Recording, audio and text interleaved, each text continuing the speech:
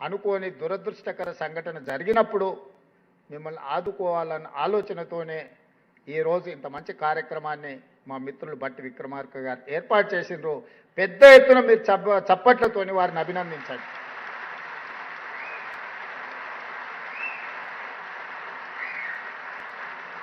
నాయకుడిగా మంచి పని చేసిన మీరు గుర్తించి మీరు చప్పట్ల ద్వారా అభినందిస్తే ఆ ఉత్సాహంతో ఇంకా రెండింతలు వారు పనిచేసే అవకాశం ఉంటుంది. ఇంతకుముందే శ్రీనివాస్ గారు కొన్ని విషయాలు ప్రస్తావించండి. అందుకే నేను బట్టి గారి దిక్కు చూపించిన.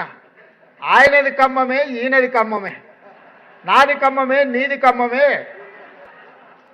మరి మనకు కావాల్సిన నిధులు వారి నుంచే వస్తాయి కాబట్టి అందుకే నా వైపు తిరిగి నమస్తే పెట్టడానికి పోతే అటువైపు పెట్టమని అటు చూపించిన.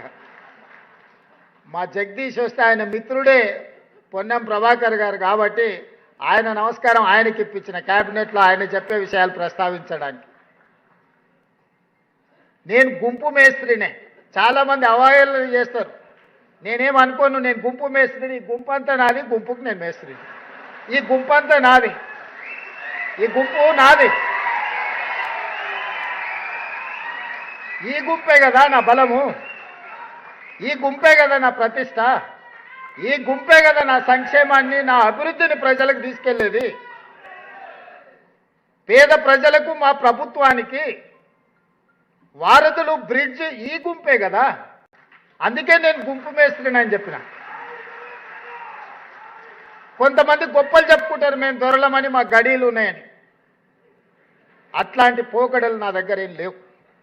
ఆ రోజైనా ఈ రోజైనా, ఆనాడు జిల్లా పరిషత్ మెంబర్గా ఉన్నా, లేదా ఎమ్మెల్సీగా ఉన్నా, ఎమ్మెల్యేగా ఉన్నా, ఎంపీగా ఉన్నా, కాంగ్రెస్ పార్టీ అధ్యక్షుడిగా ఉన్నప్పుడు మీరు ప్రేమతో రేవంత్ అన్న అని ఏ విధంగా పిలిచిందో ఈరోజు ముఖ్యమంత్రిగా కూడా మీరు రేవంత్ అన్నగా పిలిస్తేనే నాకు ఇష్టం. ఇది శాశ్వతం. మిగతా అన్నీ వస్తుంటాయి, పోతుంటాయి. జెడ్పీటీసీ వచ్చింది, అది పోయి ఎమ్మెల్సీ వచ్చింది, అది పోయి ఎమ్మెల్యే వచ్చింది, అది పోయి ఎంపీ వచ్చింది, అది పోయి ఈరోజు ముఖ్యమంత్రి వచ్చింది.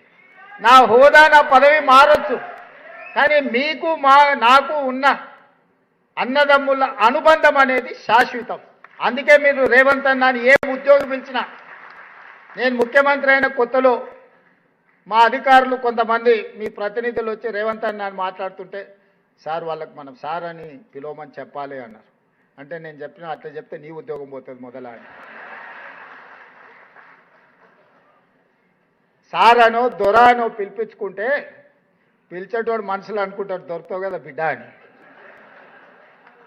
అన్నాన్ని పిలిచిండంటే అది ఇష్టంతోనో ప్రేమతోనో పిలిచిన పిలుపు. నాకు అదే ఇష్టం. మీ సోదరుడు ఈరోజు తెలంగాణ రాష్ట్ర ముఖ్యమంత్రిగా ఉన్నాడు. నేను మాట వరుసకి మాట చెప్పట్లే. నేను సంపూర్ణంగా నా మనసులో అనుకునేదే ఈరోజు మీతో చెప్తున్నా. నాకు ఒక బాధ్యత ఉంది, మీకు ఒక బాధ్యత ఉంది. మనందరం కలిస్తేనే 4 కోట్ల ప్రజలకు సేవ అందించగలం, సంక్షేమ ఫలాలను చేరవేయగలం. ఈ తెలంగాణ రాష్ట్రాన్ని దేశంలోనే నెంబర్ 1 రాష్ట్రంగా మనం తీర్చిదిద్దగలం. ఇవాళ మీరే ఆలోచన చేయండి. మారిందల్లా మా 17 మందిమే. ఉన్నది మీరే. ఎమ్మెల్యేలు, ఎంపీలు దాదాపుగా 50% పైగా పాతోళ్ళే గెలిచి ప్రభుత్వ నిర్ణయాలు చేసే 15 మంది మాత్రమే మారినాం. 10 సంవత్సరాలు ధనిక రాష్ట్రంగా ఉన్న రాష్ట్రాన్ని 8,11,000 కోట్ల రూపాయలు అప్పు చేసి అన్ని రకాల సమస్యలను సృష్టించి 10 సంవత్సరాలలోనే 100 సంవత్సరాల కాలం చేయగలిగిన విధ్వంసాన్ని చేసి ఎక్కడిదక్కడ పడేసి నిత్యం 12 గంటలు పనిచేసే ప్రభుత్వ ఉద్యోగులకు మొదటి తారీఖు నాడు జీతభత్యాలు ఇవ్వని పరిస్థితి రాష్ట్రంలో ఉండేనా లేదా మీరే ఆలోచన చేయండి. నేను ఒక్క మాట అడగదలుచుకున్నా మిమ్మల్ని. డిసెంబర్ 7, 2023 నాడు ప్రజాపాలన ప్రభుత్వం బాధ్యత తీసుకోకంటే ముందు డిసెంబర్ 1 నాడు మీకేమైనా జీతాలు వచ్చిండేనా మీరు ఒక్కసారి ఆలోచన చేయండి. విడతల వారీగా మీరెక్కడనో విధిలేని పరిస్థితుల్లో ఇన్స్టాల్మెంట్లల్లో మీరు ఇల్లు తెచ్చుకోనో పిల్లల చదువుల కోసం తెచ్చుకోనో లేకపోతే ఆరోగ్యం కోసం తల్లిదండ్రుల ఆరోగ్యం కోసం మీరు లోన్లు తెచ్చుకొని ఇన్స్టాల్మెంట్లు మీరు కట్టుకుంటుంటే మీ యజమాని కూడా మీకు జీతాలు ఇన్స్టాల్మెంట్లలో ఇచ్చే పరిస్థితి ఉండే ఆ రోజు. ఏ రోజు కూడా 10 తారీఖు కంటే ముందు మీకు జీతాలు వచ్చే పరిస్థితి లేదు. మొత్తం జీతం ఒక్కసారి కూడా వచ్చే పరిస్థితి లేదు. వెనకటికి ఎవరు అనేది మేం పఠాన్లకు బాకీ మాకు పకీర్లు బాకీ అని. రాష్ట్ర ప్రభుత్వం యొక్క పరిస్థితి మొత్తం గందరగోళం. నేను 7 తారీఖు మధ్యాహ్నం బాధ్యత తీసుకొని సాయంత్రం సచివాలయానికి వెళ్ళి నా ఛాంబర్లో కూర్చున్న తర్వాత ఇదే రామకృష్ణారావు గారు శాంతకుమారి గారిని ఇద్దరిని వీరు ఆర్థిక ఫైనాన్స్ సెక్రటరీ ఆ రోజు ఇద్దరిని పిలిపించి కూర్చోబెట్టి ఏంది పరిస్థితి అని అంటే వాళ్ళు ఏదో మొత్తం వాళ్ళు తయారు చేసింది చెప్పబోయి అవన్నీ వద్దు కానీ ప్రజలకు సేవలు అందిస్తున్న మన ప్రభుత్వ ఉద్యోగుల పరిస్థితి ఏంది, ఈ నెల డిసెంబర్ 1 నాడు జీత భత్యాలు ఇచ్చిండ్రా లేదా అని అంటే ఇంకా లేదు సార్, సర్దడానికి ప్రయత్నం చేస్తున్నా, అక్కడ ఇక్కడ కొన్ని ఇచ్చినా ఈ నెలాఖరు వరకు మాత్రం ఈ మంత్ జీతాలు ఇస్తాం సార్ డిసెంబర్ నెల అని అడిగారు. నేను రామకృష్ణారావు గారికి చెప్పిన నాకు ఇవన్నీ చెప్పకు, ఈ డిసెంబర్ 7 తారీఖు నుంచి బాధ్యత నాది. అంటే జనవరి 1 తారీఖు నాడు ఇచ్చే జీతం నేను ఇవ్వాల్సిన జీతం, డిసెంబర్ 1 నాడు ఇవ్వాల్సిన జీతం చంద్రశేఖరరావు గారు ఇవ్వాల్సిన జీతం.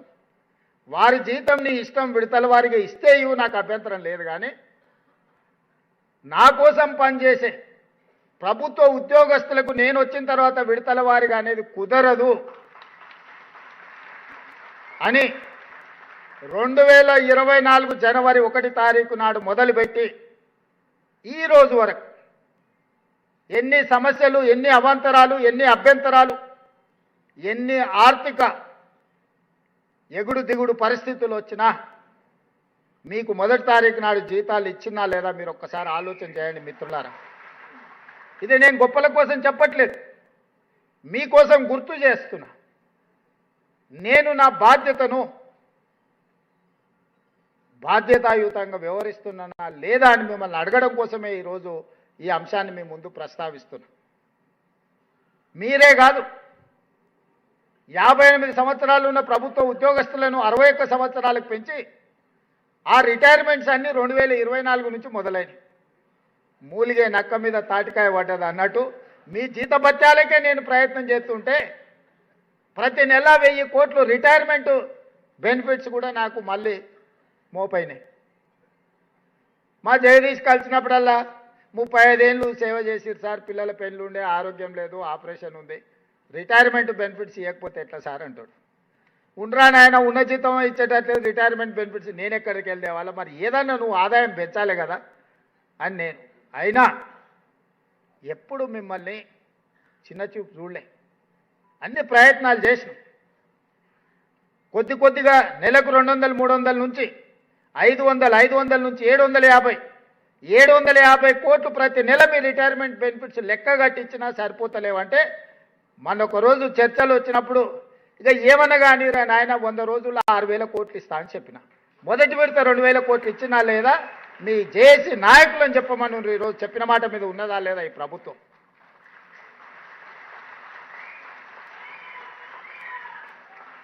ఇదే కాకుండా మీ ఆరోగ్య భద్రత గురించి మాట్లాడితే అన్ని రకాల చర్చలు చేసి మిమ్మల్ని ఒక కమిటీ చేసి మా అధికారులను అందరినీ చేసి ఇంతకుముందే రామకృష్ణారావు గారు చెప్తారు మొదటి సమావేశం 27 తారీఖు నాడు పెట్టుకున్నాం సార్, ఇక మొదలవుతున్నదే.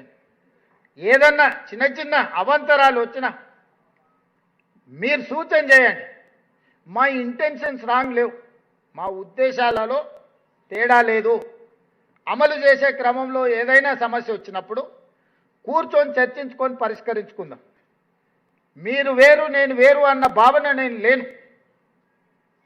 కొన్నిసార్లు నాకు కూడా తట్టకపోవచ్చు, కొన్నిసార్లు ఈ అంశాన్ని ఏ విధంగా పరిష్కరించుకోవాలనో బాధితులుగా మీకెక్కువ అనుభవం ఉండొచ్చు. మీ అనుభవాన్ని ప్రభుత్వంతో పంచుకుంటే ఆ సమస్యని తక్షణమే పరిష్కరించే బాధ్యత ఈ ప్రభుత్వం తీసుకుంటుంది. ఈరోజు మీ ఆరోగ్య భద్రత కావచ్చు, మీ రిటైర్మెంట్ బెనిఫిట్స్ కావచ్చు, మీ శాలరీస్ కావచ్చు, ప్రమాదవశాత్తు ఏదైనా జరిగితే, జరగరాని దురదృష్టకర సంఘటన జరిగినప్పుడు ఈ ప్రభుత్వమే ఒక కుటుంబ పెద్దగా వ్యవహరించి మీ కుటుంబాన్ని ఆదుకునే మంచి ఆలోచనతోని ఈరోజు ఈ కార్యక్రమాలన్నీ కూడా తీసుకొని ముందుకు వస్తున్నాం.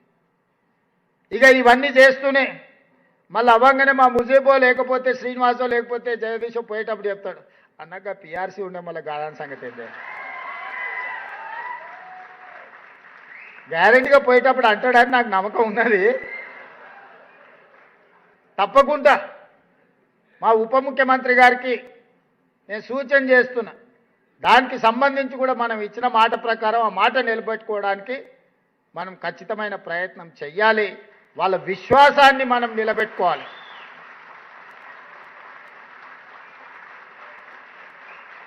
మీ విశ్వాసమే మా బలం.